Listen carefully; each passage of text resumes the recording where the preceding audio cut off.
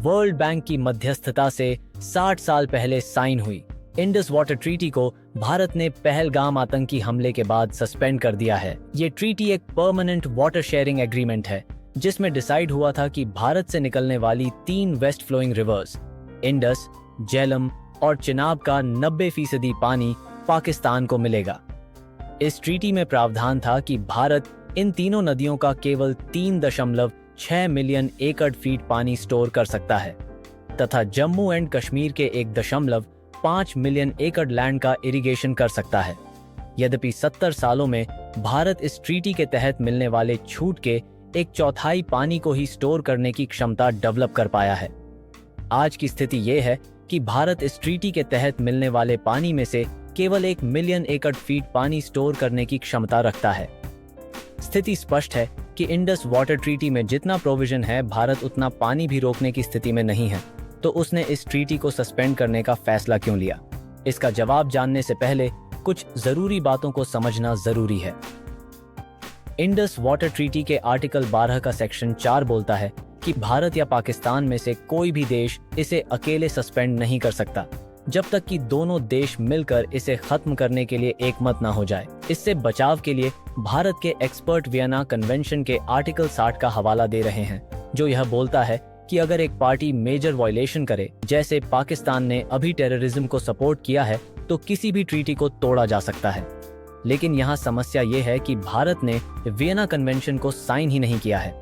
पाकिस्तान का कहना है कि वह इस लीगल इश्यू को इंटरनेशनल कोर्ट ऑफ जस्टिस और वर्ल्ड बैंक के सामने लेकर जाएगा, जहां भारत का पक्ष कमजोर होगा। इंटरनेशनल कोर्ट ऑफ जस्टिस में भारत कुलभूषण जाधव का केस लड़ रहा है, वहीं वर्ल्ड बैंक में भी भारत के कई मुद्दे लंबित हैं।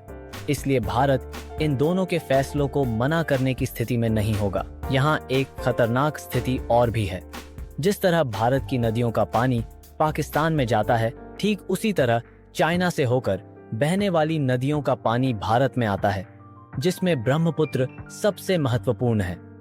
अगर चाइना भी ब्रह्मपुत्र के पानी को मनमाने तरीके से डाइवर्ट करने, रोकने या बाढ़ लाने जैसी स्थिति पैदा करता है, तो उस समय भारत की मोरल पोजीशन कमजोर होगी। चाइना बोलेगा कि भारत भी तो पाकिस्तान के साथ यही कर रहा है। इसी तरह भारत से होकर बांग्लादेश में भी नदियों का पानी जाता है। बांग्लादेश भी भारत को शक की नजर से दिखेगा।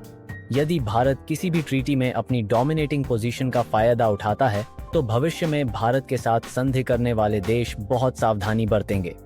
पड़ोसी देशों के साथ नेगोशिएशंस करते वक्त भी हमारी पोजीशन रिलेटिवली वीक होगी और हम उसे मोरली जस्टिफाई नहीं कर सकेंगे।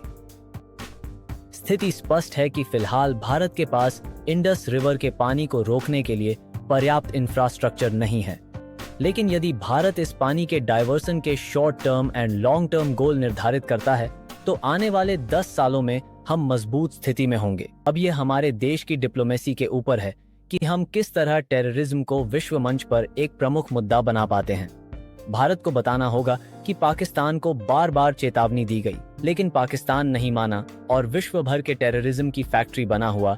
इसलिए हमने बिल्कुल आखिरी स्टेप के तौर पर यह फैसला लिया है।